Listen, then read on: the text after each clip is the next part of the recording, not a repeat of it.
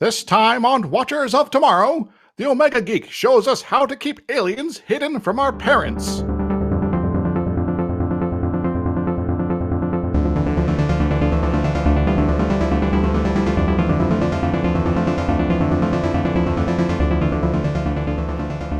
Hello everyone, I am Gepwin. Welcome to Watchers of Tomorrow. I am joined as always by my good friend Dr. Izix. Hi.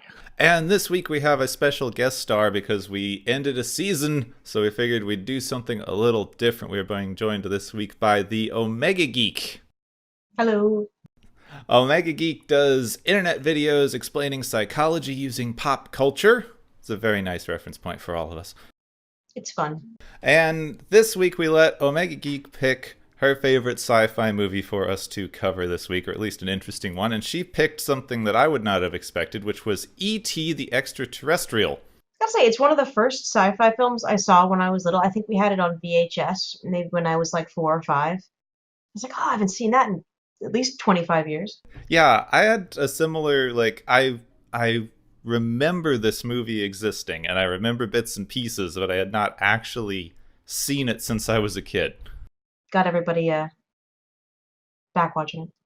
Yeah, it's been a while since I've seen it myself. Bits, pieces, occasionally catching on TV or cable, something like that. And it's like, oh yeah, I'll watch this for a few minutes before I have to go do something. But not the full thing until just the other day. So E.T. was released in 1982. Which makes it the most recent thing I think that we've watched in a while, since we've been doing all the old 60s Star Treks. The only thing we've done newer, I think, is Snowpiercers. So every movie we've done has been newer, I think. Okay, Man of Earth is early 2000s, so sorry. We know the weird thing is, though, that I have this on DVD because Hagen got me a copy a while back. Mm-hmm. I don't think that the original cut exists anymore on digital media, because this is the 20th anniversary edition where there's a lot more CGI, and they took out the federal agents' weapons and gave them, walkie-talkies and all that stuff. So I'm not sure if the original one even exists digitally anymore. Well, surprise, surprise, I think I actually saw the original version. That's the version that I was able to get on Amazon Prime. Did a rental situation with that. Oh, okay. And I was like, oh, yeah, they do have the guns. They do have the shotgun specifically. And they also, the one line that they changed in the special edition there, where, I'm not going to let you go out looking like a terrorist became, I'm not going to let you go out there looking like a hippie. But I had the terrorist version instead. That's such a weird thing to edit. I mean, I understand why, but So the one thing that I really wondered, and I was very disappointed we didn't get to see the costume, what is a stereotypical 80s terrorist? He added the, you see him, he's just dressed normally, and he has he's drawn a really thick beard on, but then he just adds the hat and the dagger, the joke dagger through the head thing. So I think he looks like a hobo, but so I guess they were maybe intending vaguely Middle Eastern in some way.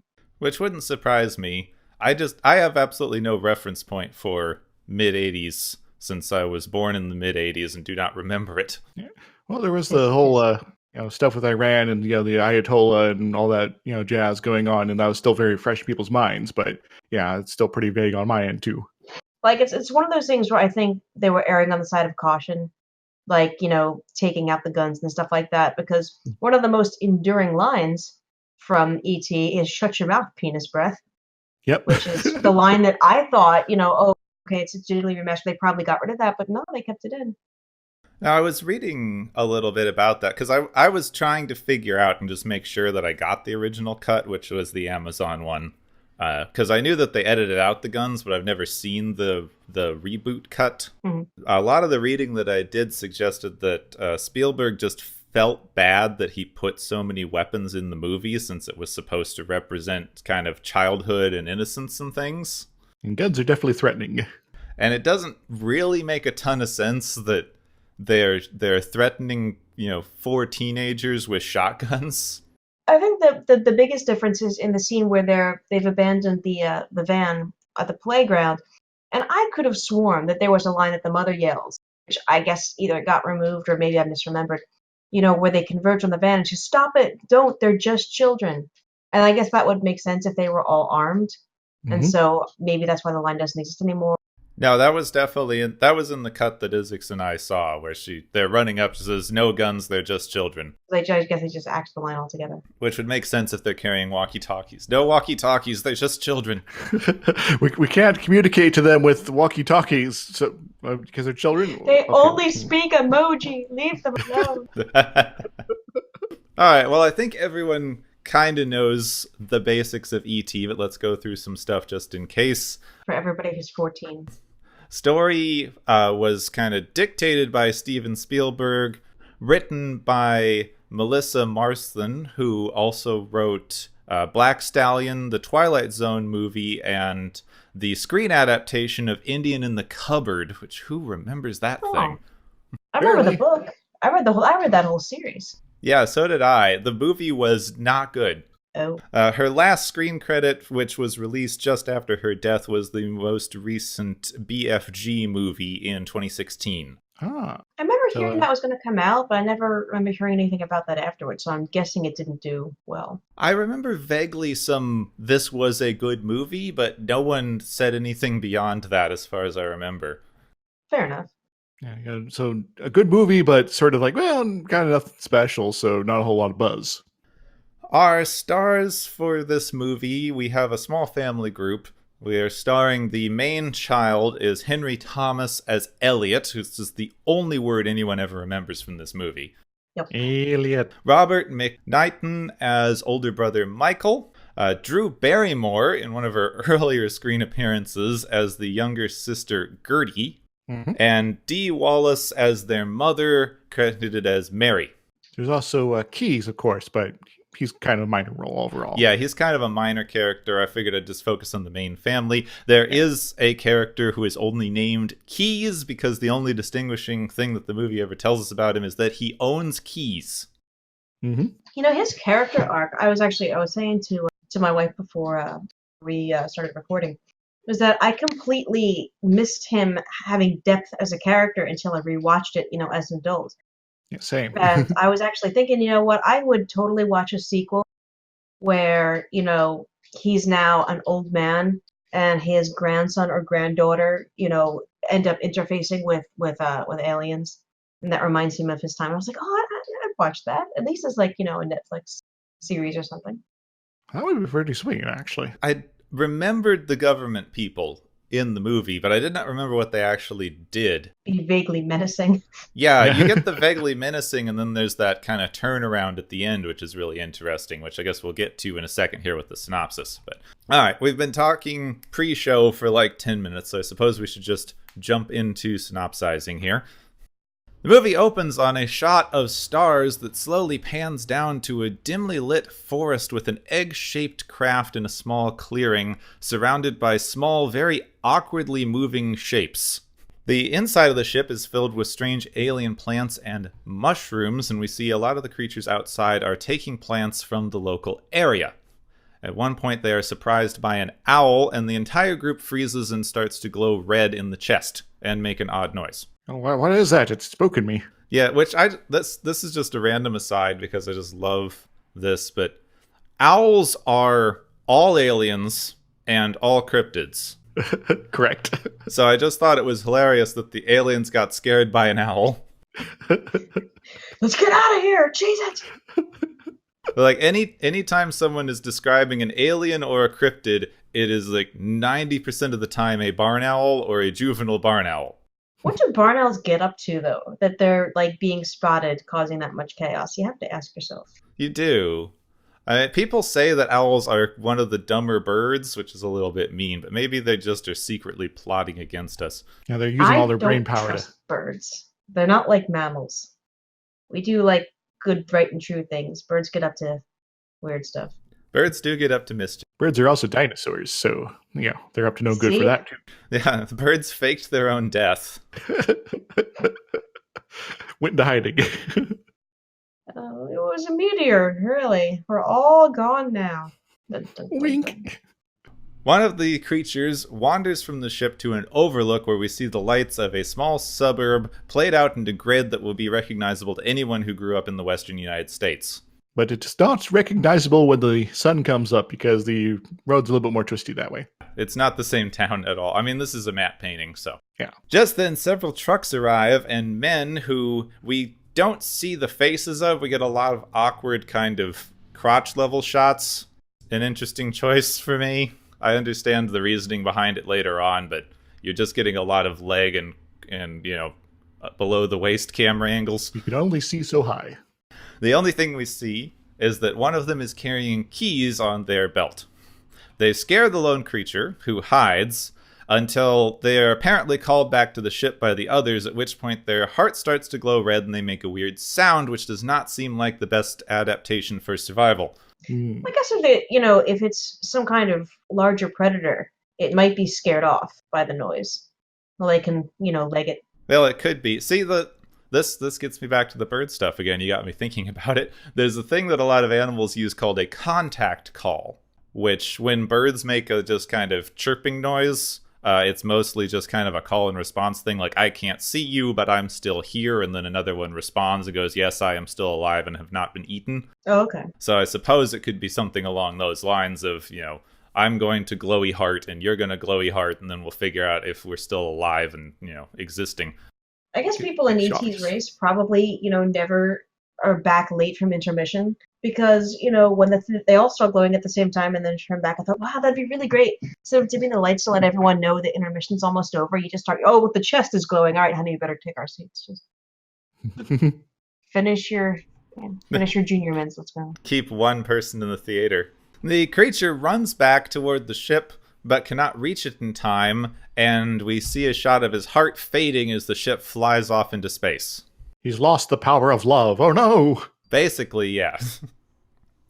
The men from the trucks continue searching for the creature as we see it move off towards the lit town. We cut to a group of boys playing D&D at a kitchen table, and they are all making fun of each other and yelling over each other, so we can't exactly hear what they're saying very well.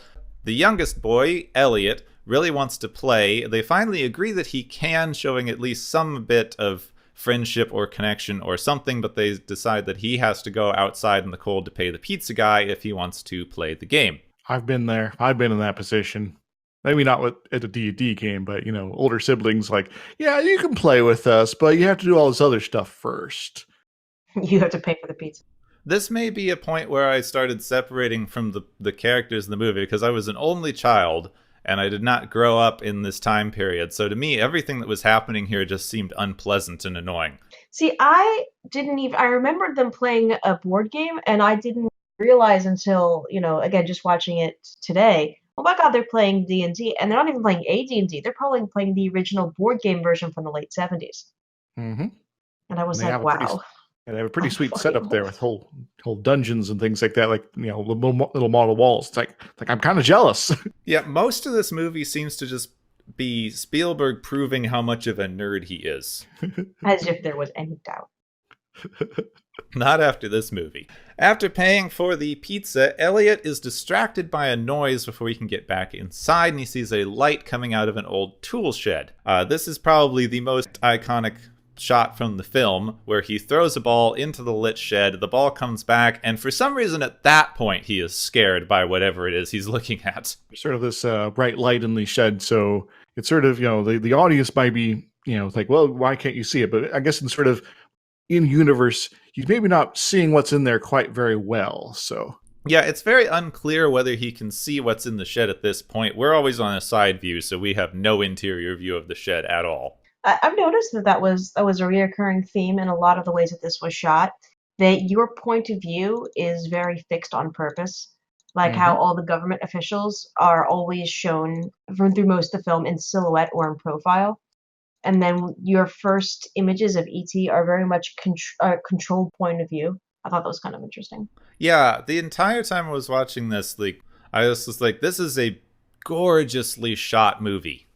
Like, everything is very deliberate. Every scene is composed in this very deliberate, fixed point of view structure that just hides enough, but also makes it very pretty and kind of painting-like. Like, the cinematography on this is amazing. Kind of brings a dream aspect to it all, too, which is kind of cool. Yeah, and then all of the... I'm not going to mention this much in the thing with camera angles, but all of the camera angles that we see are either, like, far off fixed points that give us some like silhouettes and sweeping panoramas and things, or close in low camera angles that are sort of a kid's eye level point of view of what's going on. Well, one thing that really got me was, again, I was watching the 20th anniversary version, and it's been digitally remastered, and it kind of threw me off for the first 10 or so minutes, because I'm not used to, I associate a specific film quality with the 80s, and I was kind of like, oh, wow, this is not what I expected. That's an interesting point. You do lose a lot of the kind of period-specific, like, film grain color aspects and whatnot when you digitally remaster things. Well, after Elliot is scared by whatever is throwing the ball back to him, he runs inside, is immediately just made fun of by all the older boys for being scared, I guess. They all grab knives, run outside to check on what he saw in the shed. They find a bunch of very oddly shaped three-toed footprints that his brother Michael somehow identifies as a coyote, which prompts them all to go back inside. Yes, by the way, Mom's here too at this point, so...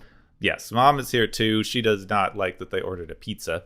I wondered about that too. Like, well, did you give them dinner? I mean, like, obviously, you know. Yeah, also, wasn't she like 3 feet away when they were talking about this? Maybe she wasn't paying attention. I think she might have just gotten out of the shower, but I'd have to rewatch to be sure. Later on in the night, Elliot hears more noises outside and goes out to what appears to be their backyard cornfield. He follows more tracks when he finally finds the creature, and they both scream and run away. Yes, and there's a dropping of lights, there's flailing, and like, oh god, there's something out here, says both of them at the same time. The next day, Elliot rides his bike to some random part of the woods. I have no idea why he's chosen this specific place. The movie makes it very unclear. He begins to drop Reese's Pieces until we see the man with the keys looking around, and then he rides away, still dropping candy. We get a shot of the creature's hands gripping a tree, so we now know that somehow Elliot did find the right place to start looking for this thing. It's almost like he has some sort of sense. This was just one of the random Amazon facts that the movie gave me, but apparently one of the great unspoken crimes of E.T. is that this began movie product placement. Yep. Well, here's the thing, though. They were never explicitly named. I mean, obviously, you could look at the colors and say, oh, those are Reese's Pieces by the colors. But that might be why I associate the early 80s so strongly with Reese's Pieces. And even just watching the film now, I really, really wanted some. That you cannot get them in Derry. You probably can't get them on the island of Ireland. But, I wanted some. Weirdly enough, they've almost stopped selling them in New York as well. It's very difficult to find the things. Oh, am I going to have to get you guys care packages here? Come on. Well, there's a shop in Belfast that does American candy, so next time I'm down there, maybe I can see if I can get some.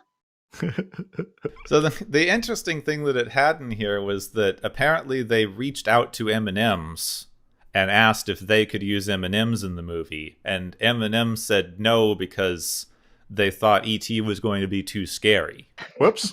Bet they wish they hadn't now. Yeah, they used the Reese's Pieces. They never named them, but you can see the name on the bag at one point, and then the colors. And the Reese's Pieces sales skyrocketed after the release of the movie. And that's when brands were like, oh, we can cash in on that. I see. Yes. We'll pay you to put our stuff in your movie as opposed to the reverse where you pay us. Later that night, Elliot is having dinner with his family, which includes his brother, who we met earlier, his mother, who was outside earlier, and they now meet sister Gertie, who is quite young. I don't know how old Gertie is supposed to be. I think Drew Barrymore was around 8 or 9 in this movie. She sounds like she might be supposed to be like 5 or 6. That's what I was guessing. Yeah, that's kind of the impression I got. It wasn't until I looked up when she was actually born later that I found out how old she was in the movie. They all tell Elliot in sort of mean, dismissive ways that they basically think he imagined everything he's been telling them. Everything you know is wrong, kid. Sorry. We also find out through an offhanded remark through Elliot that their father is no longer living with them, is apparently spending time with some other woman in Mexico. This upsets their mother and makes his brother angry that Elliot brought this up at dinner. Later that night, we cut to Elliot outside apparently waiting for the creature to come back, which does. This is the creature that we know as E.T. I'm getting tired of calling it the creature, so I'm just going to switch to E.T. even though it's not named till much later in the movie. Yeah, it's like halfway through before they call him ET. So yeah. Also, they do gender E.T. in the movie, but there's no way to gender E.T., and it's been specifically mentioned by Spielberg that E.T. does not have a gender. So while I might slip up and say he because that's what they call it in the movie, but I'm don't know exactly what pronouns to assign E.T., honestly. That's fair enough. Oh, E.T. slowly approaches Elliot and drops the candy that Elliot had laid out earlier. So, I found the candy. Here's your candy pack. This is yours, right? Elliot then leads E.T. through the house by dropping a trail of candy that leads E.T. to his room. They mirror each other for a little while with hand gestures and face touching until E.T. starts to purr and I guess puts Elliot to sleep. It's a little bit unclear at this point. I think that kind of was like the beginning of their psychic bond or whatever kind of bond that they have going on, is when you watch him. Basically, in psychology, we call that social modeling. Like, when a little baby infant watches someone and they'll start to try to do the same kinds of things they see the adult doing. Mm-hmm. And when he touches his face and you see E.T. social model off him, I kind of felt like that was the part where their bond was, that was the advent of their bond. Yeah, the social stuff, I liked that they did some of the social modeling in here, and I don't know, we'll get more into this a little bit later after the synopsis, but there's some stuff about E.T.'s behavior in this movie that was weird and inconsistent for me, and I spent the entire movie trying to figure it out, which I know was not the point, but it still bugged me. In the woods, the man with the keys finds some of the candy that Elliot has been leaving around, and then eats it off the dirty forest floor. I was thinking about that. Like you hear the crunch, like, did you just? Oh my god! Yeah, this candy has been laying out here for at least the entire night, and you just ate it. And it's wet and gross, and there's ants. Oh my god! I didn't quite put this together. I don't think this is where the movie's supposed to be set, but they filmed a lot of the outdoor forest scenes in the Redwood National Forest in Northern California, where there are banana slugs. Oh my god! No, so slugs are on that. Like some slugs in your candy? So it's wet, it's probably filled with ants and possibly slug. The next day, Elliot pretends to be sick to get out of going to school. He does the very stereotypical movie thing of putting the thermometer up to a light bulb, which now with LED lights, no one can ever do again. That's true. Yeah, I'm just thinking about that. Like how you really can't fudge it these days because it's digital. And I guess you could put it in something hot, like hot tea or something like that, but. And that would require some more prep.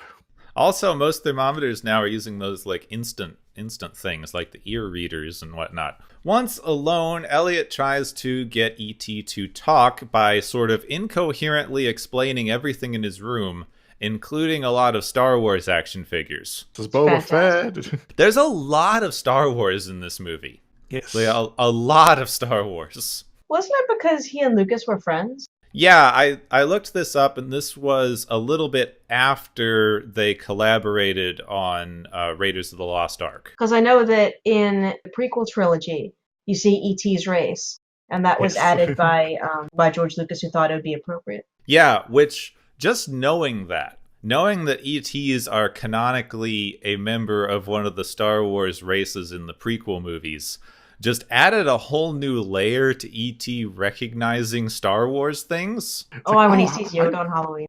Yeah. Exactly. It's like, hey, Yoda, what's up? It's a long time no see. Oh, why are we not stopping to say catch up? Oh. It's just weird, and it's this, maybe they kind of planned that. They're both working with aliens, so maybe they were like, hey, what if all our aliens were from the same universe? That'd be funny. We get a weirdly pointless aside where Elliot goes for food, and E.T. makes a noise with an umbrella, and he's startled, and he drops milk, and it's really focused on, but has no bearing on anything, as far as I can tell. Well, I think this is sort of the first instance where it's clear that Elliot and E.T. are kind of having this connection where E.T. is having an emotional response to the umbrella there, while Elliot, who's not even in the same room, is reacting to it as well. Oh, that's a good point. My reading of it was just that he heard the noise from the other room. But that's probably more what was intended. That's a good point with that scene. When his brother Michael gets home, Elliot decides to show off his new alien pet. This actually goes really well until his sister also runs into the room, sees E.T., and just starts screaming, which is exactly the same time that their mother gets home. Panic and now my ears hurt. They spend a little bit just hiding E.T. in a closet until their mother leaves to go take a shower. Elliot introduces E.T. They have some child banter where he imitates Dracula or something, and then both of the brothers threaten that they'll destroy her toys if the sister doesn't keep quiet about what's going on. I assume this is a normal sibling relationship? Yeah. Sometimes. Yeah, I mean, I've got a younger sister, and so we definitely did do a lot of threatening of each other. We see the truckmen from before kind of closing in on the town where the family lives, giving us some more kind of ominous background government things happening. That night, the kids bring a lot of random stuff into Elliot's room to show E.T., including some dead flowers that we get some camera zooms in to know that they'll be important later. We try to use maps and a globe to show E.T. that we're on Earth. When Elliot asks E.T. where he's from, he starts pointing out the window. Well, even if you're looking at, this is the Earth here, I'm still way over there, guys. Elliot decides that the best thing to do would be to show E.T. a diagram of our solar system. E.T. puts a bunch of balls on the diagram and makes them fly, revealing that apparently he is also telekinetic. He is one with the Force. That was one of the coolest parts when I was little, when he creates a model of his solar system with the little clay balls. I was like, oh my god, look at that. Oh, I think this point was one of the sections that reminded me of another 80s movie that involved things floating around a children's room, Poltergeist. Well, these were... I read somewhere, and I'll have to Google it to make sure, but I remember reading that the idea for Poltergeist came from E.T. It was supposed to be a horror thing called like Night Skies or Night Terrors or something. And then what Spielberg ended up doing is kind of separating them out into E.T. being very child-friendly and Poltergeist being a horror movie. Yes. So I believe that was on purpose. Let me Google it. Inversions of the concepts of childhood, joys, wonder versus fears and uncertainty. Hagen is motioning from the couch that I'm right. I'll take her word for it. After E.T. makes things float around the room for a bit, there's some sort of beeping outside that seems to just scare everyone, including E.T., as he drops a bunch of things. We never get to see what it is, but Elliot goes outside to look and can't find anything. Inside, we get this very good characterization shot of E.T. reading a very beginning kid's spelling book. He gets kind of annoyed that the flowers they gave him are dead, and he magically makes them grow back to perfect health and goes back to reading. Arise. Elliot goes to school the next day, because I guess he can't pretend to be sick forever. On his way, his brother's friends make fun of him for seeing things. He tells them that he actually found a spaceman, and one of them yells about extraterrestrials, which I guess is where he gets the E.T. idea from. There's also a joke about Uranus. Your anus. Get it, get it, get it. I kept saying, he doesn't get it. No, did you get it? No, he doesn't get it. Made me dislike all of these children, in general. Yeah. Well, that was the 80s movie child aesthetic. The wise-ass kid. And they were always boys, the little wise-ass boys. Yeah, they were always boys, because it was the 80s, and girls don't exist, or I don't know what's going on with the girls in this movie. The vagina would not be discovered until 1993. All of the kids in this movie are kind of weird jerks. But yeah, 80s. At the house, we get the other kind of well-known scene of the movie where Elliot's mother almost discovers E.T. in the closet, but it's just his head poking out from all of the stuffed animals. So how do you hide the tree? You hide it in the forest. How do you hide the alien head? Iconic images. Well, not one of them. Okay, there's a lot of iconic images in this movie. That's one of the ones I remember the most. Because I had several E.T. properties. And one of them was a tape. It was a cassette tape of Drew Barrymore summarizing the story of E.T. But it came with a huge full color book, and that was the picture that was the cover. Was E.T. hidden among the plushies? That's cool. I just was thinking, it's a really good thing that E.T. looks like he's made of plastic. Just blends in. And that's not even the weirdest E.T. property that I had. I also had the record and cassette tape of Michael Jackson synopsizing the story of E.T. What? Where did Oh, why No, did this all is of a real these? product. People who are listening, Google it. This is the thing that exists. But the thing is that, I mean, I'm sure Drew Barrymore, because she was around, she was only a few years old at that point in time. You know, I'm sure she had a script that she read, because she sounded like she was reading from a script. Because she's like, let me tell you about the time there was an alien. But Michael Jackson just goes all over the place with it. And like it gets kind of weird at the end because he's like, he'll come back someday. He will. Look, there he is. Look up in the sky. Look for him. And like has this kind of hysterical almost breakdown at the end. Michael, calm down. It's This just a is a real movie. thing. Hold on, you keep talking. I'm gonna bring up YouTube and see if this is on YouTube. Why are random celebrities badly synopsizing movies not one of the million reality shows that we get now with random celebrities? It's on YouTube in its entirety, all 32 minutes and 4 seconds. So I think we have something to look at after we just record Google here. Michael Jackson E.T. Isaac, when this episode comes out, we need to remember to put that up in the Discord. All right. When Elliot's mother leaves for work, E.T. gets to wander the house all alone. At school, Elliot is being described to how he's going to have to dissect a frog. We keep cutting back and forth between the frog dissection at school and E.T. wandering around the house, where he has found beer. I hope he's of age. It's really lucky that whatever species E.T. is can metabolize candy, sugar, chocolate, and alcohol. Because not even all mammals can do that. Or maybe that's why he does end up with failing health towards the end, before, Halloween. Yeah, that could be. I was thinking about that. So as E.T. is drinking alcohol, we cut back to Elliot burping, which is kind of our first thing that, like, maybe they're connected and something weird is happening. Elliot also kind of looks over at the girl next to him, who apparently found his burping very attractive by the looks she starts giving him. Oh, that's what people are into sometimes, I'm sure somewhere on the internet. The more E.T. drinks, the stranger Elliot starts acting. E.T. starts playing with a speak and spell, which will become important later in the movie, because for some reason speak and spells just are really important in this time period of movie making. He turns on the TV, and in class, apparently, they have to kill the frogs themselves. I didn't know this was a thing in old science classes.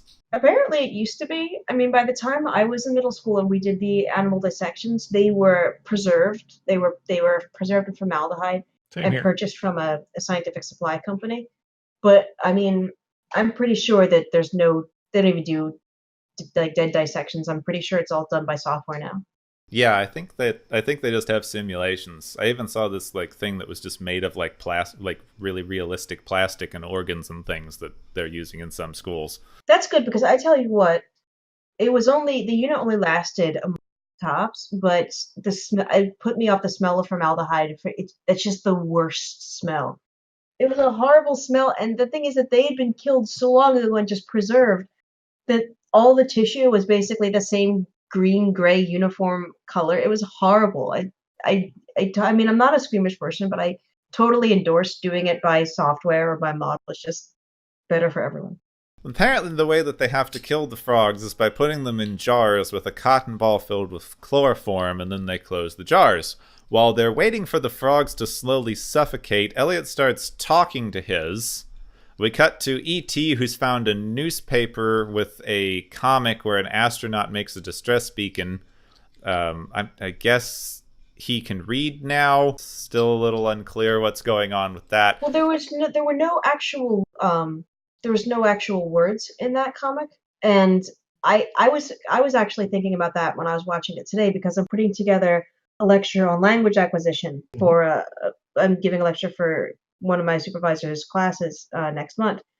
And it is very elegant simplicity, the fact that when they communicate with E.T. before he starts learning English words, it all is in gestures and in social modeling and comparison. And the fact that he's looked at what's basically pictograms and discerned their meaning, I thought that was pretty cool. There are help written in the last line of the things.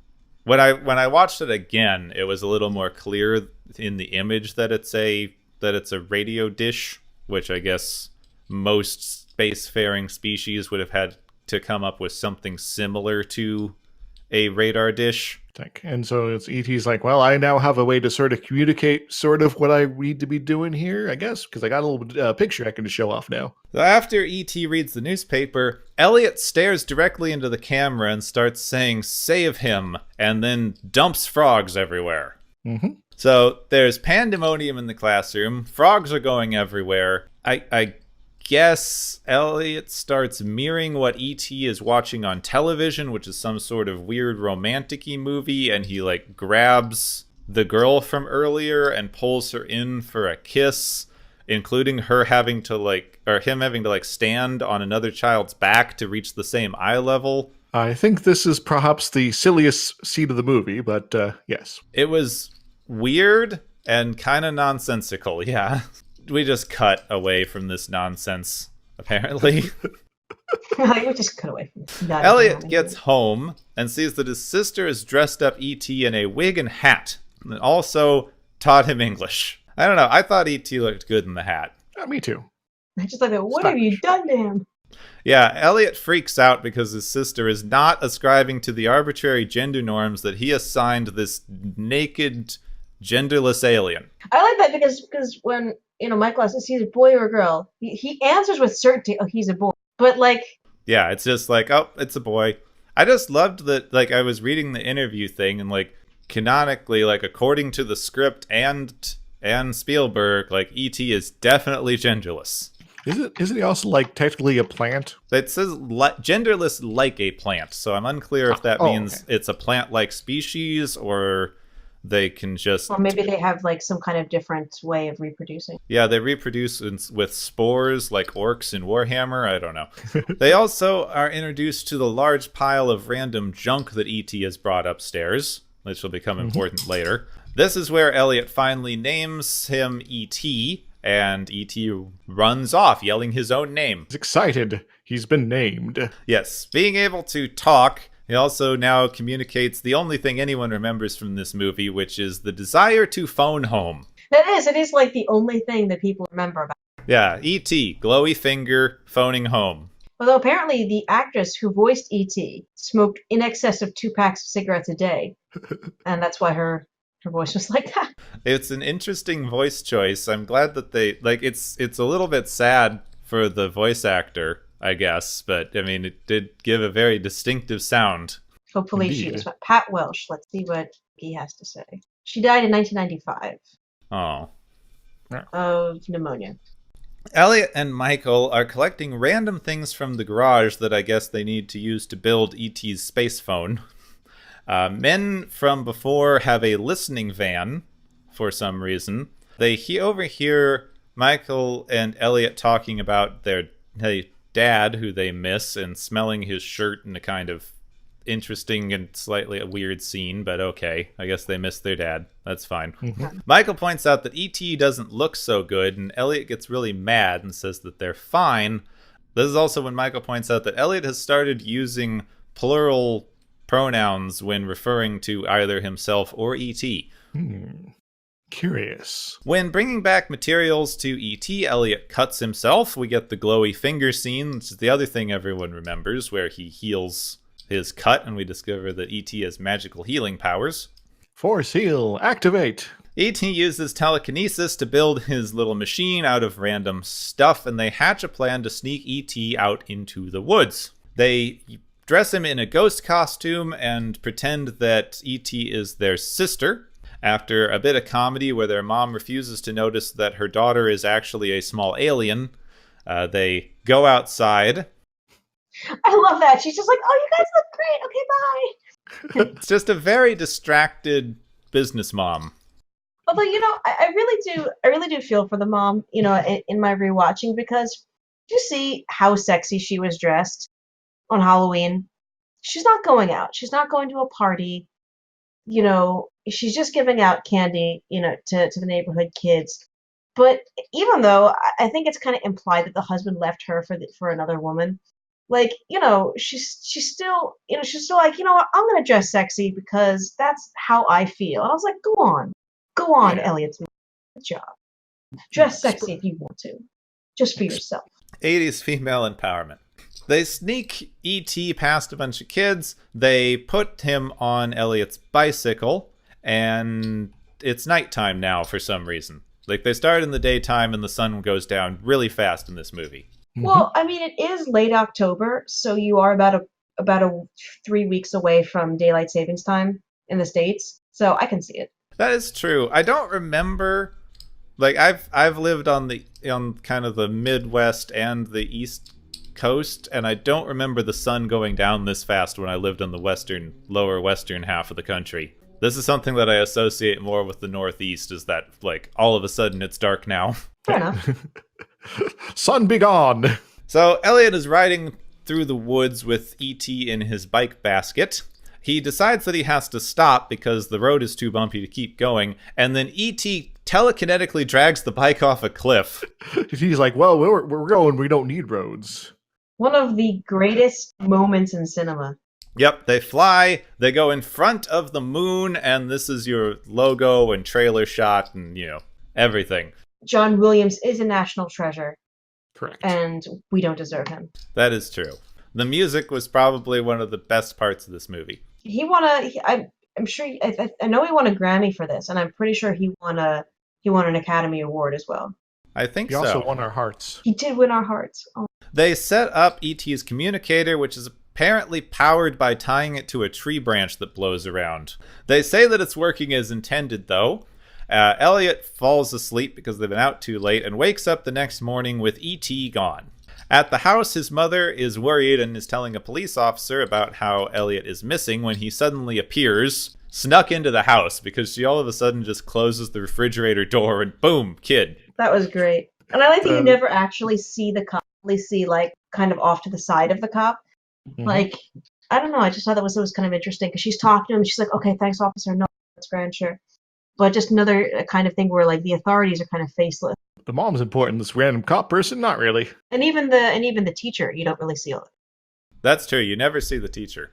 Elliot tells his brother that E.T. is missing and sends him out to find him, which Michael does because E.T. is lying mostly dead in a creek next to a raccoon. Oh my god, that is the most traumatic scene from this movie. Like him, like all like gray and almost dead, just traumatized like little teeny me. Because I think I was about 4 when I first saw E.T. Yeah, it's sort of like, holy crap, our buddy, he's dying. We gotta do something. Raccoon, help. And then Raccoon just like, I wasn't just, he was like that when I got here. I don't know what to tell you. They bring E.T. home and decide that this is a good point to show their mother that they have an alien. Okay, because they're kind of at the point where they're not able to handle this anymore. So yeah, that's true. Good decision making, children. Again, that is a very poignant part of it because there is always that tipping point where, oh my god, I don't know what to do. I've got to talk to mom or dad. They'll know what to do. And then just the look, she doesn't drop the coffee cup.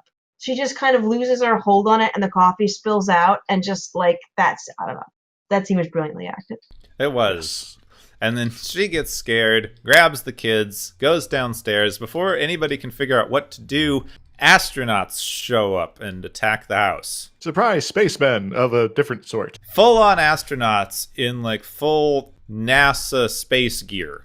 With the helmet and the NASA patch and everything. Don't worry, family. Everything is normal. I'm sorry, like, kids' movie, but why astronauts? This is maybe a matter of, we need something that's human, but also feels more alien than the alien. And so you have the spacesuit and the faceplate down, so you can't actually see the person's face inside. Yeah, I was expecting hazmat suits. So when they show up in full NASA space gear, it's just jarring. Well, they have hazmat suits after that, so what I was figuring is that basically they're still scrambling to get together the resources to create that kind of like mobile containment unit. So the first people that they were able to send in, like, what do we have? Spacesuits? All right, fine, fair enough. It'll do for now. Just go. Contain the area, and then we'll wait till backup gets here. Another thing that I liked is that the government doesn't seem to be going for that much secrecy. So this is not an X-Files situation, because you've got at least, 50, 60 people running around a cul-de-sac, and you're not going to, shut them all up or trank them all. Oh, the government puts the house in a big plastic tent with a big plastic tube to quarantine the whole thing. What is this, some sort of tube? But how many times have you used that joke on this show? Not enough. They set up a makeshift med bay. They find that Elliot and E.T. are sharing brain waves, also that E.T. has DNA, but they've got more nucleotide sequences than we do. That's gotta be a really, really, really impressive feat of movie science, because sequencing DNA back in the day, you had to use that. I remember learning about this when I was in middle school.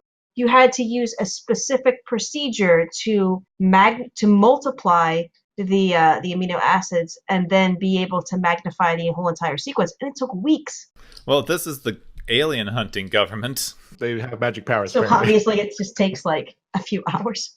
At this point, we get the man with the keys back to explain that he's not actually that bad. He has exactly the same motivations as Elliot. He's really glad that Elliot took care of E.T. for as long as he did, and he just really wants to help E.T. not die. Oh, that's kind of refreshing. It was very affecting. He's like, I prayed for this since I was 10, and I was like, oh. Yeah, I love the emotional turnaround you get from like secret rogue government agency is actually not that bad. E.T. then immediately unlinks from Elliot and dies. It's just like how you put, and then he dies.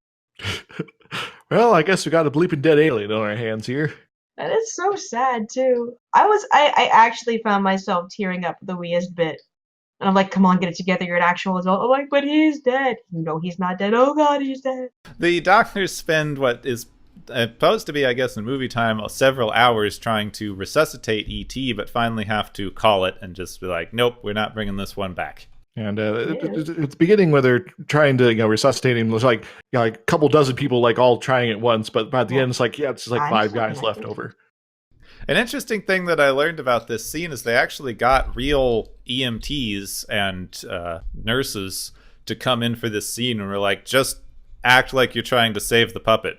The key man asks if Elliot would like some time alone with E.T. Elliot spends a bit of time talking to E.T.'s body, saying goodbye, and just as he's about to leave, E.T.'s chest lights up. I know, right? Apparently, the other aliens have returned, and that brought him back to life or out of hibernation or whatever. And they've activated his Wi-Fi. That's fantastic. Elliot now decides that he needs to hide this from the science people. Which, like, I get kid logic, but, you just had, like, the science people were being nice. Well, maybe Elliot still kind of blames them for E.T.'s death, so he's, like, kind of paranoid perhaps at this point.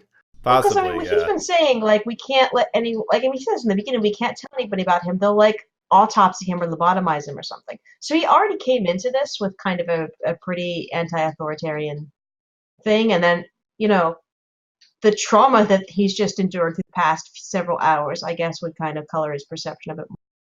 Elliot and his brother just somehow wind up in the government's van. We don't need an explanation as to how they're sneaking past things. With E.T. in a freezer thing in the back of the van. They drive off, still comically attached to the kind of tubey umbilical cord thing that still has two scientists in it. And this movie hits peak 80s. With a BMX bike race or chase. Yeah, they have unnecessary dramatic music. As they're pulling out, Michael turns to all of his friends who are just standing in the crowd and yells, "Get the bikes and meet us at the playground." Way too much dramatic music for the situation because everything is going very slow and there doesn't appear to be any particular threat, but, fine, we're in a chase scene. Yep. They get to the park and ditch the van and get onto bikes, and now there is 80s BMX bike chasing. I'm glad this was not 90s because there would have been some extreme sports riffs happening. But you know what I was thinking about is, part of the chase takes place in a part of the suburb that's obviously being built. Mm-hmm. And I'm remembering how much the California suburbs were being built up in the basically all the way through the 80s into the early 90s. And I looked it up online, and apparently the house that most of the interior scenes were filmed in was nearly burned down during one of the California wildfires in the aughts. Mm-hmm. But it was managed to be saved. And I thought to myself, wow, this is California before it was built up. It's just interesting, like, coming from the perspective of someone who grew up in American suburbs. It's just, like, how much my childhood and kind of the 80s and 90s was defined by construction. Yeah. Yeah. Oh, It's like, oh, they're building a new road over here, they're building new housing development here, and suddenly you have a bunch of new friends who are in school because they all moved to this new neighborhood that just suddenly now exists. see, I grew up. I grew up in the Philadelphia metro suburbs in Delaware County, and that was when they were building I-476, the Blue Route, and it went. There was a wealthier area that had fought for 30 years to get the highway to go through the middle class area, like the middle class and the lower class areas, so that they could be avoided. But yeah, most of my childhood involves, why is there all that mud on your shoes? Were you playing at the construction site? No. No. Yes. No. Yeah. Why would you think such a thing? Oh, the kids get away on their bikes until they find a police blockade where the two men are threatening them with shotguns, which is the part that was edited out in the famous redo. Though, interestingly, I'm pretty sure they have no intention of shooting them. They're like, E.T. makes all the bikes fly to get over the blockade. And it's just like, oh, darn, now we can't shoot them if they're in the air. That is a great, because they're all just kind of like so gobsmacked, like, well, I didn't anticipate that. Yeah, I suppose like you would probably be pretty surprised by a random group of flying bicycles. Kids can fly on their bikes these days. Wasn't expecting that. I'm just getting very cynical that I watched this scene and was like, why are they all still pedaling? Yeah, I noticed that too. Maybe if I just keep pedaling, it'll be fine. Yeah, it's like when you pick up a dog and they try to run in midair. It's like, I can't find anything to put my feet on. The E.T. ship lands in the forest as the kids arrive. It's nighttime again, by the way. It's always nighttime. They flew for a long time. Well, they had to get the redwood forest there. So, takes a while. I kept seeing references to this being an LA suburb, which is nowhere near the redwood forest. I'm not sure if it's ever actually mentioned in the movie that this is near LA, but all the synopsis and everything that I read kept saying it was near LA. Fair enough. So they've clearly been flying for hours. Yeah, like it's like clear on the other side of California, which is almost the entire length of the United States. We have a touching goodbye moment as both Elliot and E.T. want the other to stay with them, but know that they can't. I think it would be pretty interesting if E.T. took Elliot back as a pet. But This is my pet human. I bonded with it for a little while. He's good people.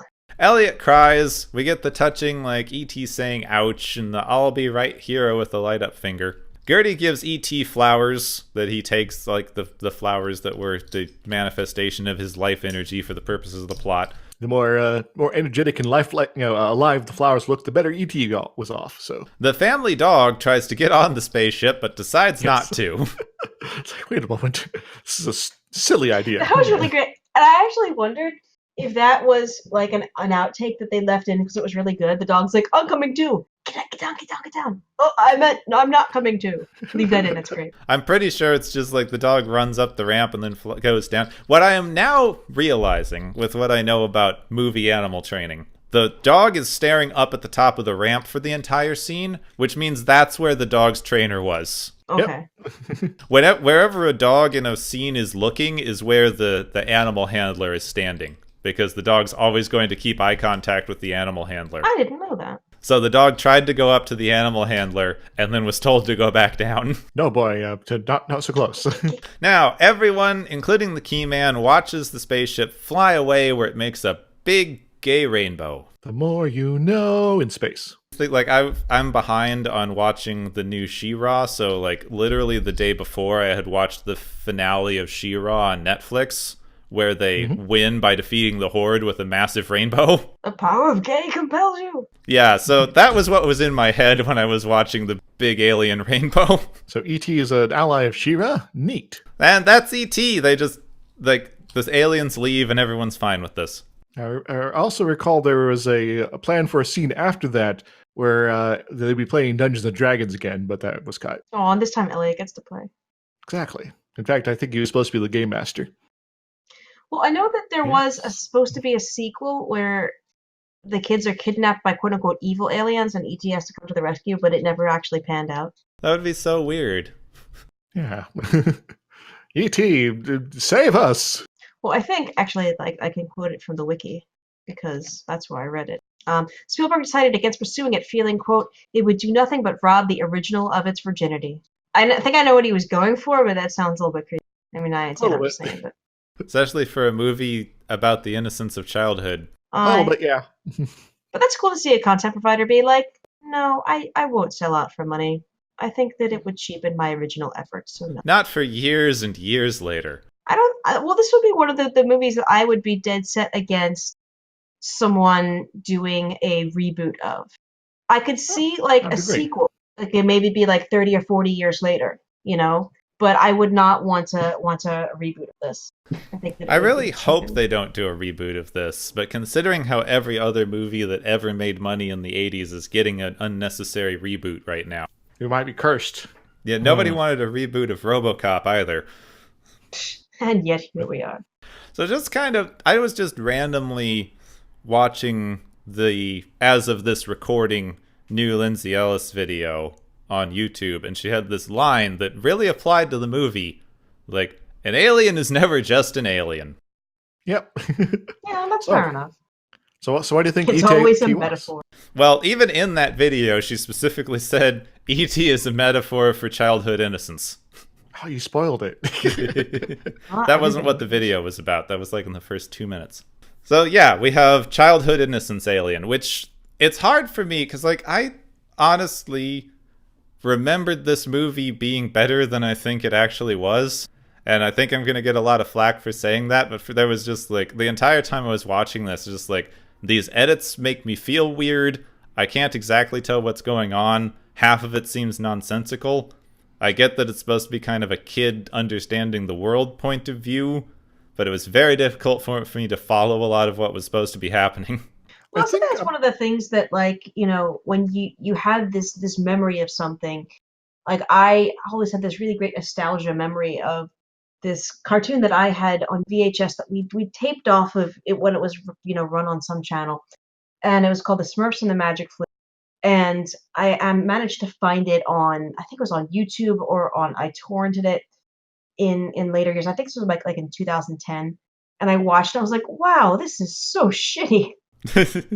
Oh my god, why did I think this was awesome? Because it's not. Because it was not entirely done by Hanna-Barbera. There was another production company involved, and you know they took a lot of liberties with Peyo's work. And the Smurfs all have this really weird audio effect added to their voices that they're pitched up very high, but they also have these weird metallic chimes in the background. And it was the most obnoxious thing. And I was like, oh my god, was I an asshole as a 3-year-old because I love this movie? It's horrible. Made everyone else sit through it and suffer? Oh god. Right. And so I think it's one of those things you just look back on it, you're like, oh, I'm not 5 anymore.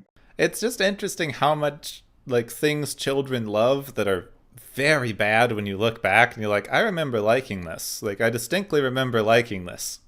I thought this was cool. I thought fart jokes were the best thing ever. Why is it not funny anymore? Yeah, there's some like really weird, obscure like cartoons I remember watching and really enjoying when I was very, very.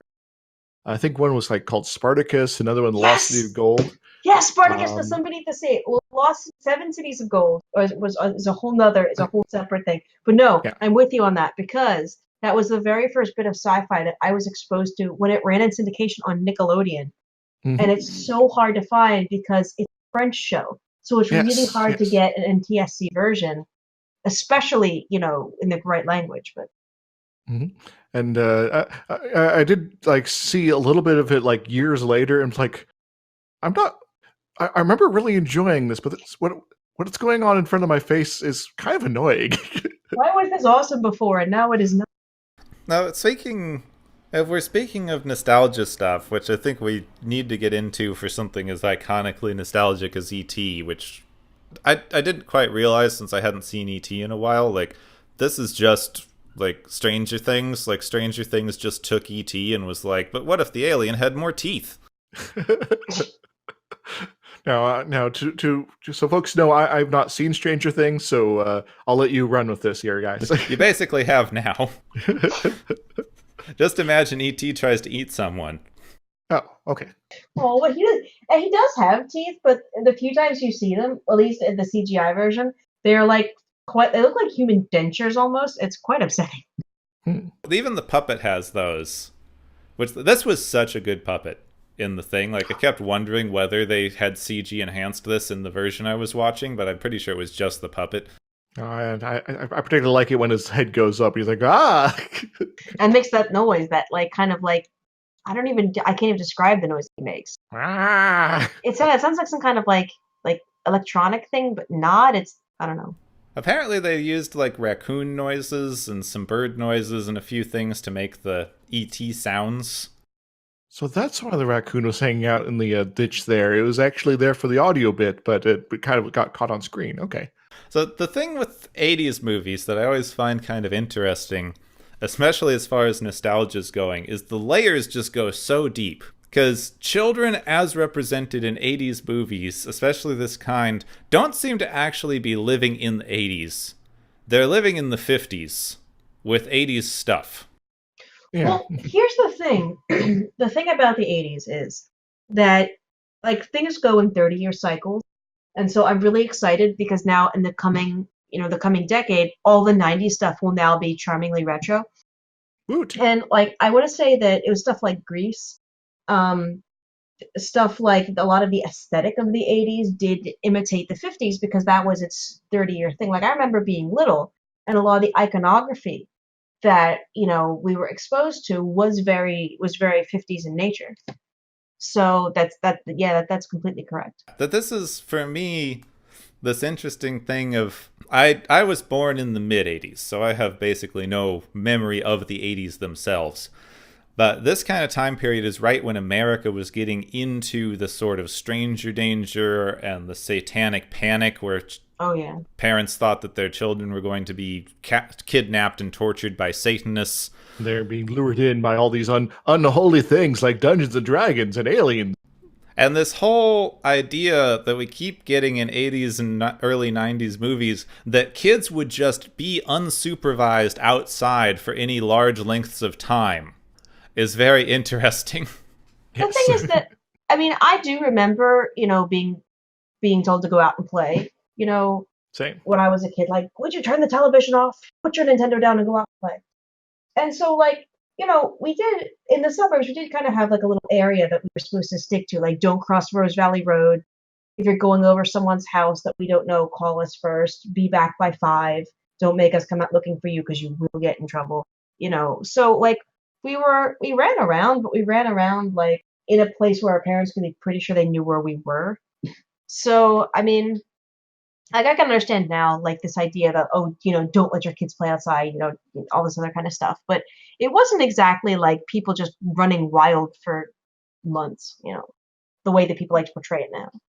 It's very, like, stick to this block, stick to this street, stick to this, street and the park next to it sort of thing, which is sort of what my family was all about. It's like, if you're going to the park, let us know beforehand and make sure to bring a sibling so there's at least 2 of you there. Yeah, or stuff like if I was over someone's house, if their parent had to go somewhere, I got in real trouble, I remember, because I was over my friend Becky's house. And her sister was in high school, her older sister Joanna, and the mom had to run somewhere with the wee boy. I think it was one of those things where he ate something. He was always eating something he shouldn't have, and she had to go buy Epicac at the shop. And so I got in super trouble for not immediately coming home because I was unsupervised. And I was like, but Mrs. Slosky said it was okay. Mrs. Slosky doesn't love her children. Oh, Jesus. Oh, God. I was also told that she didn't love her children because they had free untempered access to a cookie jar. I was like, at Becky's house, you can just go and have a cookie if you want it. My mom's like, yeah, well, Mrs. Slosky doesn't love her children. I was like, oh, she doesn't? Has that even possible? Oh, jeepers. I believe that kind of stuff. Like, you're only allowed to have sugar cereal because your mom doesn't love you. Wait, what? I think this kind of segues into one of the things I was, curious about talking about is the interaction of children and their trust of adults or lack thereof. In your case, there it sounds like there was a instance of the one adult trying to sow the distrust in a different adult, your parent versus the neighbor there. Well, it is very much a kind of like a psychological control. Because if you have a way that you want your children to be raised, and of course they're going to interface with other children and say, hey, wait a second, they do it differently in this house. Why don't we do it the way that my friends do it? The best thing to do is say, oh, well, they're doing it wrong. We care about you. We love you. We're doing it right. This is the right way. They're doing it wrong. And then you get into high school and you realize that, fuck it, everybody eats snacks. Yeah. Slowskis are a fine family. And so it sort of makes you kind of question, it's like, wait, are my parents full of crap? And then are they full about crap about other things? And it kind of helps sow some of that rebellion and such. And that does kind of get to an interesting view of where tribalist ideas start to form, doesn't it? Though I'm getting I'm getting so tired of the word tribalist, and I want to try to find something better because people are just yelling it at each other on the internet all day. It makes it's difficult to use as a shorthand without being also a super loaded term. Well, you could just use in-group, out-group, because that's in social psychology. That's just describes the same concept. That is true, yeah. Though interestingly, this gels with my view of psychology that I've been looking at more and more recently, of just the systems thinking approach of group dynamics. Because it's just the same system all the way up and down. So you have the family system, which is operating in this way, and that's forming an in-group, out-group, which then moves up to the slightly larger, expanded family system, and then into the local government system or the local social system, which goes into the government system. So the smaller system starts to mirror and affect the larger system and vice versa until you do just kind of get, however you were raised in the family is how you wind up living in your society. That's actually called an ecological systems perspective. First proposed by Bonfenbrenner in 1972, because that's one of the references you end up using a lot in undergrad.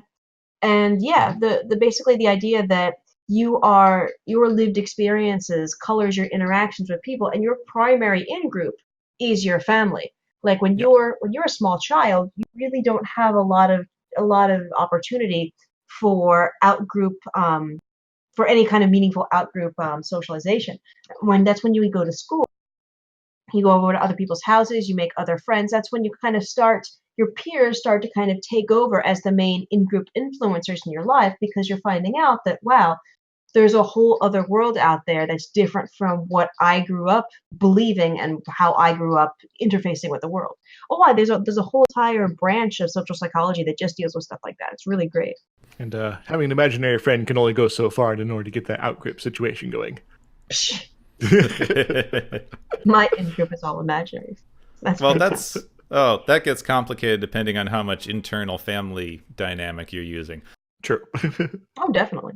I just finished the book Many Minds Oneself by Dick Schwartz, which goes into his ideas on taking the family system dynamic and taking it one level down to understand your internal system as a kind of group of individuals all interacting.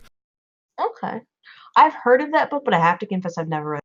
It's actually a really good introductory read that goes through a lot of the kind of multiplicity throughout history in human thinking. Of course, when you mention this, I can't help but think of that one bit of from Star Trek Next Generation, but that's getting off a whole different thing right now.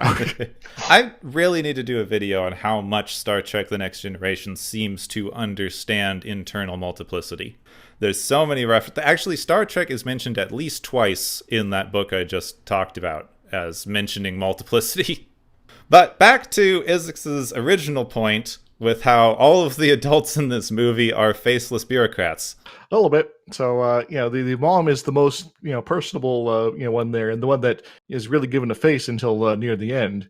And even still, she's very sort of detached and is, skeptical of Elliot and things like that, especially the dinner scene near the beginning where, the whole penis breath thing comes up. It's and the best part about that, because that's a famous line, but you can tell in the actress's face, because she's like, Elliot, but she's laughing. She's like, stop that. Like, I wonder how many takes that took. Like, I wonder how many times the actress, completely corpsed by this little kid saying something like that. Yeah, I was really trying to figure out whether she's supposed to be laughing in that scene or not. Yeah, to a certain extent, it is sort of a absurd insult, but when you think about it more, it's like, oh, that's what it actually means. Yes. Yeah, it gets a little homophobic if you think about it. And that's one of those things that I didn't even occur to me as a little teeny child. That why would your breath smell of penis? Well, obviously you've had a penis in your mouth, and that's why. Mm-hmm. But I do have to say that I do feel a lot more for the mom, as watching this now as an adult, because when you watch it from the point of view of a kid, the adults, you're kind of socialized to see the adults as the bad guys, as your adversary, the people who will keep you from having fun, who will always do not the immoral thing, not the moral thing that you would do. But like, seeing like little bits of, she's separated from her husband. He's obviously left her for someone else, someone who the children don't call mom, but they do, call her by her first name. And, she's a career woman, and this was in 82. So that was the kind of thing that was kind of looked on with suspicion back in the day. Like, oh, well, her, she's a career woman. Like it had a lot of like value judgments applied. But yeah, I do kind of really kind of feel a lot more than I used to. Yeah, and just to kind of reinforce that later on, I thought it was interesting and a little weird when I was watching it the first time, but the sister Gertie also refers to her mother by her first name. She does at one point, and I looked it up on IMDb, and it is an actual error, because there's also a scene that's in there where the woman, the actress, accidentally calls Gertie Drew. I missed so that. I think that it was because the mother's first name is Mary. Mm-hmm. And that's not the name that Drew Barrymore uses for her. So I think that probably is the actress's actual name. Oh, well. I was reading symbolism into them using the first name for both their new mom and their old mom. Well, I was always taught when I was like, never call an adult by their first name, which became really awkward when I entered. And my boss had to tell me, no, you can call me by my first name. And like, my mother said never to. That yes, but you're 18 now. You're in the workplace. You can't call me. Allowed to. I insist you call me. Hagen opines from the couch. In movie language, you get this interesting thing in the way that the movie is shot from the kid perspective, where adults are all faceless until they become important to the children's circle. Exactly. So originally the mom is the only adult you see from the waist up. And even then, when the mom's around, it's sort of like she's kind of there as more of a background character still all the time until further in. Yeah, and then later, until basically the end of the movie, you never see another adult's face. Yeah, the only person who really kind of comes up, other than some of the random doctors, is the key man, and that's mainly because he actually goes and talks to Elliot and tries to connect with him emotionally. You know what it made me think of? It made me think of how all in the Peanuts, all of the adults are replaced with a trumpet with a harmon mute on it. Whoa, whoa, whoa, whoa. Mm-hmm. Yeah, it's basically the same idea of like, from a kid's perspective, this is how the world looks. And I guess that kind of is to a certain degree. I think this is, when you sort of, find yourself liking the movie, less than what you remember. But me being, I guess, older now, I was able to sort of pick up on more of this dynamics. So I guess I think I ended up liking the movie more because, like, oh, this is why I'm sort of feeling, when I watched this movie and when I watched it before, I was sort of feeling like very connected to the younger characters here. Is that this is kind of how I see the world a lot myself when I was that age. And so like, wow, that's kind of cool. The interesting thing on my side is I was trying to think back, and I don't remember having any particular feelings about this movie from when I was younger. And then watching it now, I was kind of just confused by half of it.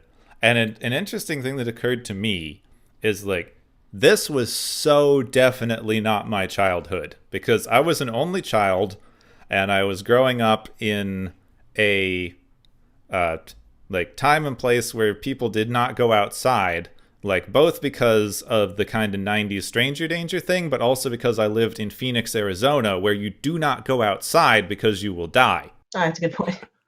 It's 100,000 degrees outside, yeah. This was just so not my childhood experience in any way. I cannot relate to these kids. See, I have the exact opposite, because I was saying, like I said, I was saying to my wife before we were recording that I had no idea. It's been over 25 years since I've seen E.T. How formative that this was for me, because I remember being really little, maybe about 4 or so, and up in New York State visiting my cousins. And my one cousin had just been born, and someone had given him a little E.T. plushie that I, over that weekend, grew so attached to that my parents had to buy one, for me. and he had like very like leathery skin, and he had like a red patch on his chest, to the point where I had a series of eye operations when I was a little kid, and the last two, I remember having the little ET plushie with me, like, and just all the stuff, like so many of the products that I had like a little ET stationery set, and stuff like that, because I remember it being fairly well marketed in the early '80s. So I guess I'm coming at that from like the complete opposite. Yeah. I guess as I mentioned, I sort of also had a lot sort of I guess attachment due to this was kind of my experience to a degree. That I am one of 6 kids in my family, so I definitely have siblings. I'm not the eldest, I'm not the youngest. There's definitely moments where, like, near the beginning of the movie, where all the older brother and his friends are up being juvenile delinquents by being geeky with their hobbies. And it's like, yeah, my brother wasn't into D&D, but he was definitely into sort of sort of a gearhead and heavy metal fanatic. Still kind of is to a degree. And so he would also have a bunch of friends that were older, and it was pretty crazy. Like there's like these voices and these personalities that I have no background on, but they're all sort of talking over each other and sort of interacting there.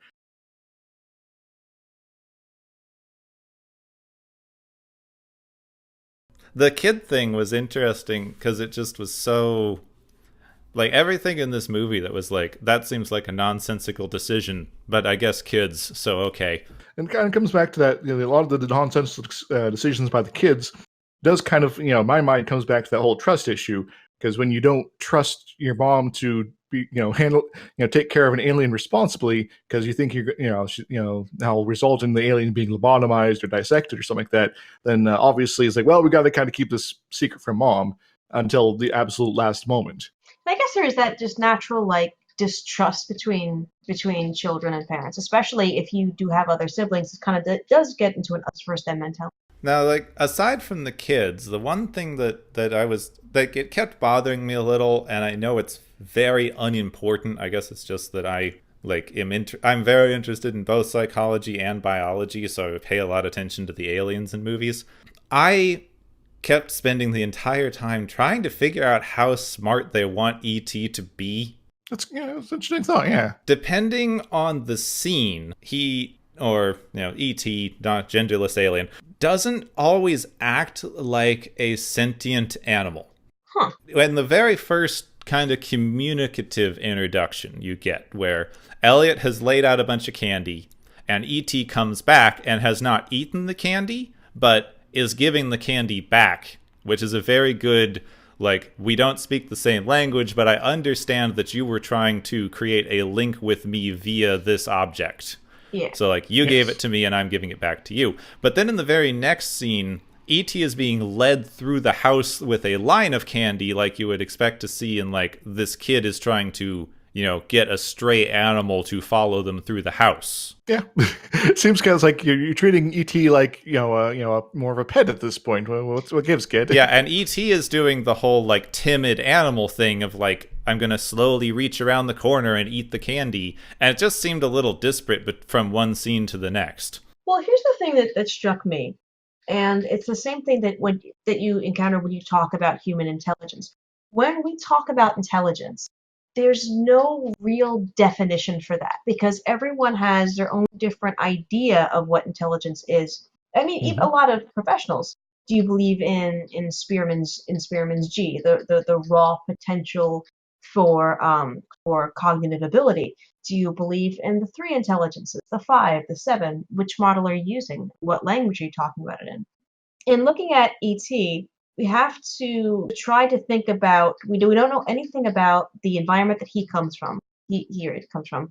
We don't know anything about its context for our behavior.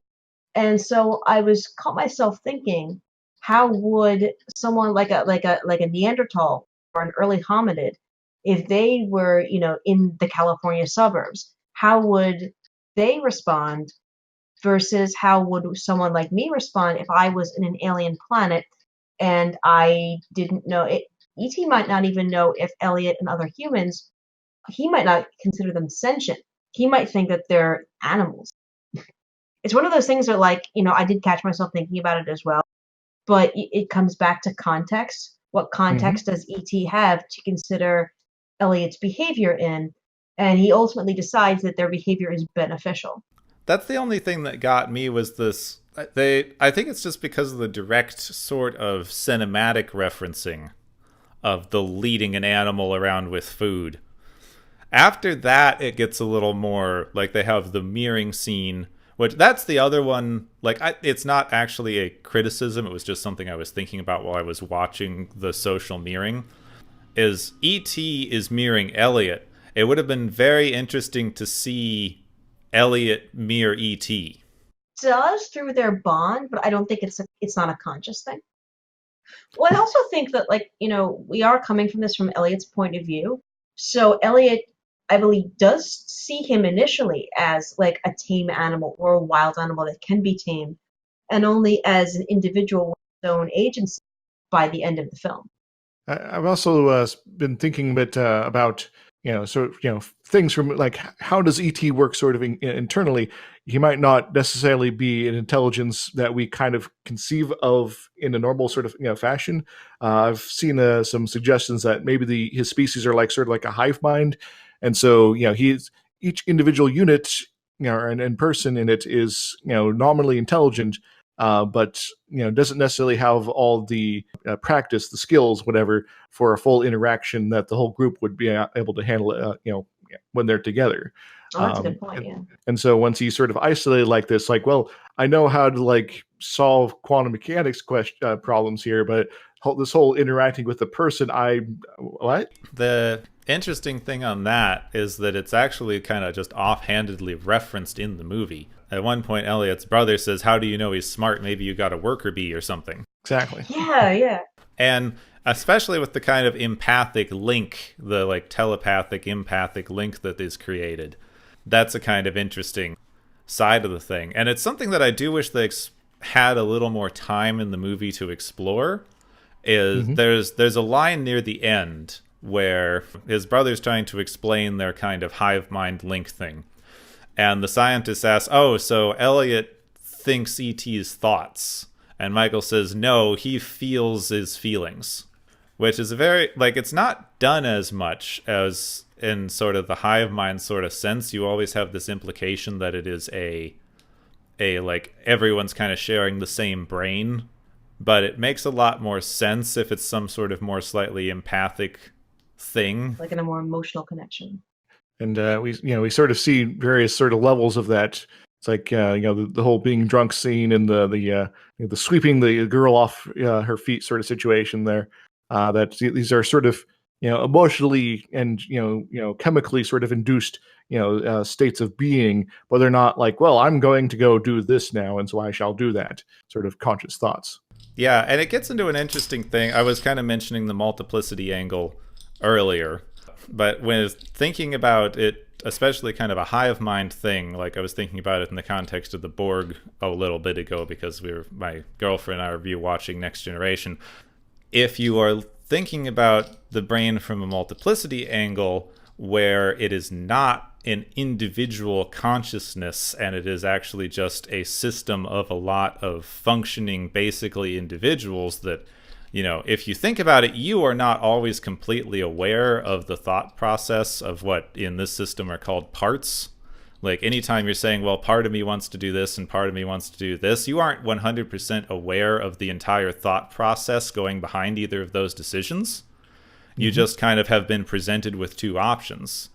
So in that kind of context, if you had something that was a hive mind communication, it would probably be that level of communication where you have that kind of emotional thing, like, oh, I know that this other individual is, scared and bothered. If I want to know why, I need to go ask them, because that's not being communicated directly until I check in and try to actually work through it. I just am getting their surface level reaction to what's happening. Getting spooked and dropping the milk. Yes. Let's check out that umbrella situation.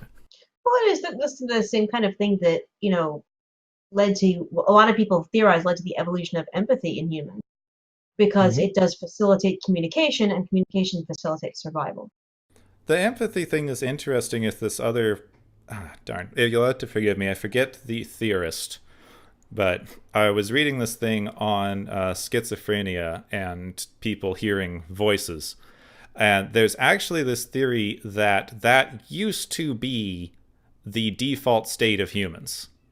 Yeah, I think I do know the guy you're talking to. I think it's the guy who believes that our concept of consciousness was markedly different throughout history and only recently has come to resemble what we call consciousness. It's an interesting idea. I have to confess though, my supervisor, he's a psychosis researcher, and I have done some work in psychosis. One of the main things about audio, especially audio hallucinations, is the idea that it's a misattribution of your own internal mind. There was a really great study done a few years ago, and I can't think of the uni that did the research, but it was really, really cool. Is they found that they had a lot of people who were experiencing audiovisual hallucinations hooked up to a very complex sensor web, and the people didn't realize that when they were experiencing the audio hallucinations, they were performing subvocal speech. They weren't speaking, but their speech mechanisms and the speech center Broca's area in the brain was lighting up. So it was on a level that was imperceivable. You wouldn't be able to sit there and see that they were speaking to themselves, but it was happening on, like almost on the microcellular level. So there's some research that does suggest that could be a thing. There's also a lot of groups now. I believe the only one I'm particularly familiar with from reading is a group in the UK that I believe is called Hearing Voices. Yeah, they're a really great organization, and they're led by service users. They're led by people who have experienced this, in part to break down a lot of the stigma, saying, yeah, you know what, I've experienced these aspects of psychosis, but I'm a completely normal person. I'm just like you. Let's talk about it.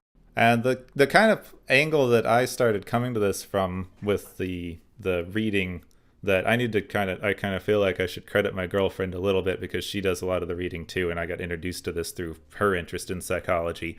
But the if you look at it with combination with the multiplicity angle, the thing that you actually come to is quite apart from just hearing some sort of random vocal hallucinations, it's the same internal dialogue that anyone would have with all of your internal parts communicating.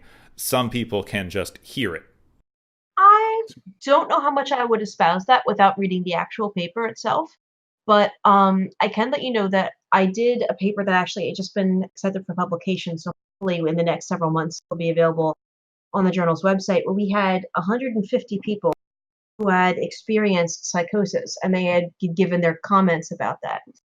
Mm-hmm. And one of the most interesting finds was that people who had juvenile onset of hallucinations, that who had a very early onset, or they couldn't remember a time when they didn't hear voices, thought that until they were, in adolescence, that the experience of hearing voices was universal. It was just something that people didn't really ever talk about, but it was something that everybody else was experiencing.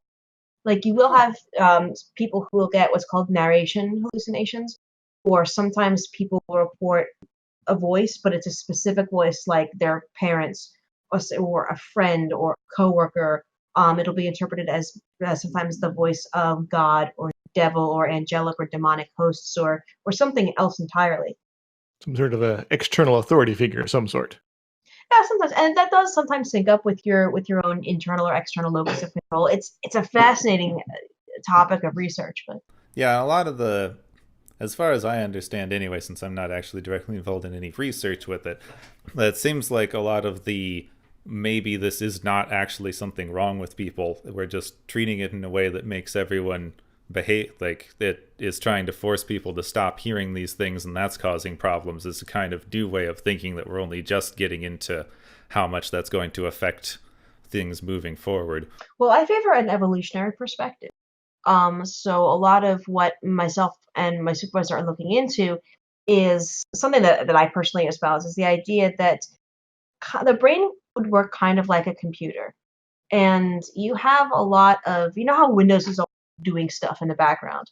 And you'll only notice that Windows is doing stuff when it comes into conflict with something you're doing, with software that you're using or user input.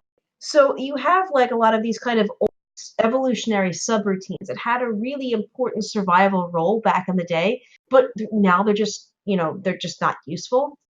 And the idea that these subroutines can be triggered in the brain by a combination of several factors that would result in a psychotic state.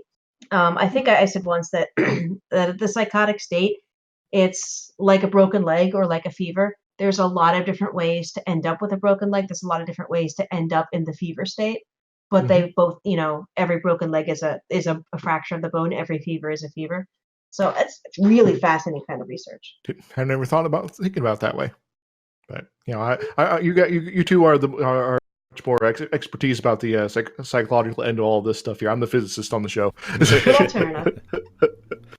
Because I will read books about like experimental physics and be like, that's a lot of maths, but I'm sure they're right. Sometimes I do get it very wrong. But my problem is that I have so much trouble remembering researchers' names, which makes it very difficult for me to cite things offhand.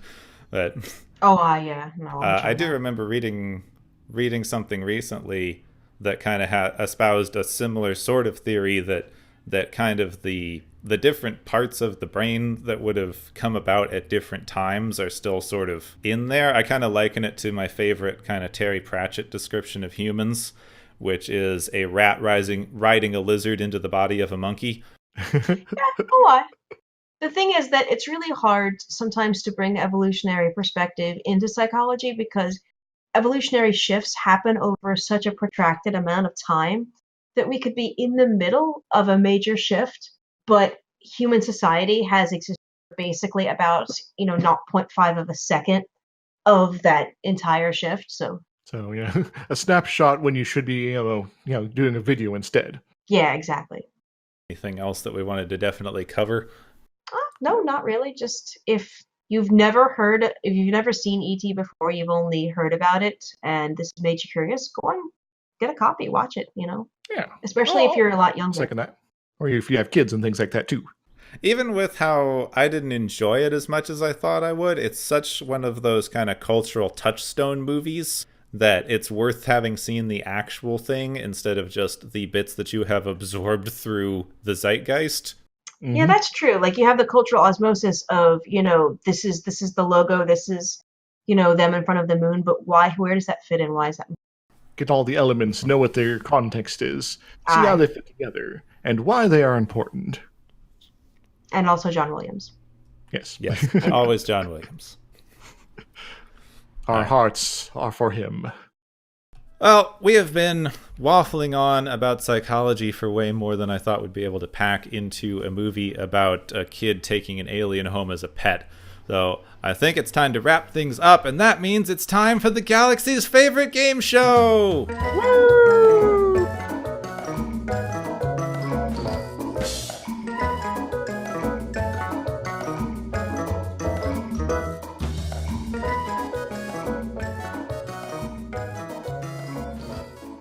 Hey everybody, welcome back to the game show portion of the show. Hope you enjoyed the discussion so far, but I think it's time to count up how many points our various contestants have accumulated and see what sort of awards they might be getting here.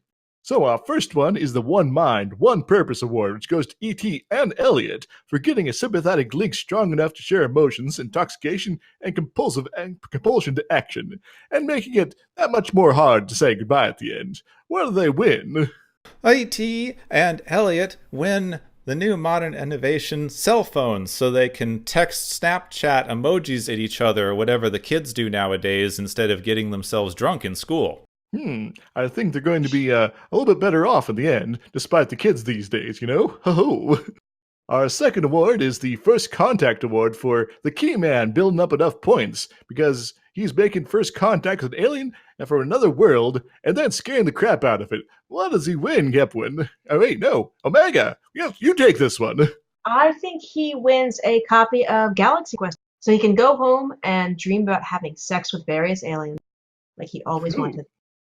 That's some technically goodness there. Our third award is the Juvenile Delinquent Award, which goes to Mike and his buddies for smoking and playing Satan's game. You know, those RPGs known as Dungeons and Dragons. What does they win? Mike and his buddies win probably a liberal arts degree that will set them up in the indoctrination cycle for becoming evil libs in the near future. Oh, one of us. Ha ha. Our next award is the Shut Up Wesley Award, which goes to Gertie for so much screaming that my ears kind of hurt. Sweet kid, but come on, gal. Why does she win, Omega? She wins actual Will Wheaton. Oh, well, I guess that works then. Wouldn't that just be like a weird celebrity couple, Drew Barrymore and Will Wheaton? Now that's in my brain. Exactly. Same here. Oh dear. Our final award is the Oblivious Parenting Award, which goes to Mary, the mom of the family, for not really catching on to the fact that her kids are hanging out with a dude from another planet until they're basically pointing him out to her. What do they win? Mary wins the 80s Power Mom Award. She's doing it all. She has a career, and she's instilling feminism into the hearts of young women all over, and you need to stop criticizing her for not noticing an alien that turned out fine. Good point. In fact, I think I'm going to change that to the Kick-Ass Parenting Award. Yeah. Well, that's all of our prizes for our contestants. I hope that they can enjoy those from back in that magical time that was the 80s before everything started going downhill. Thank you for joining us, and I hope that you had a good time on the Galaxy's favorite game show! Woo!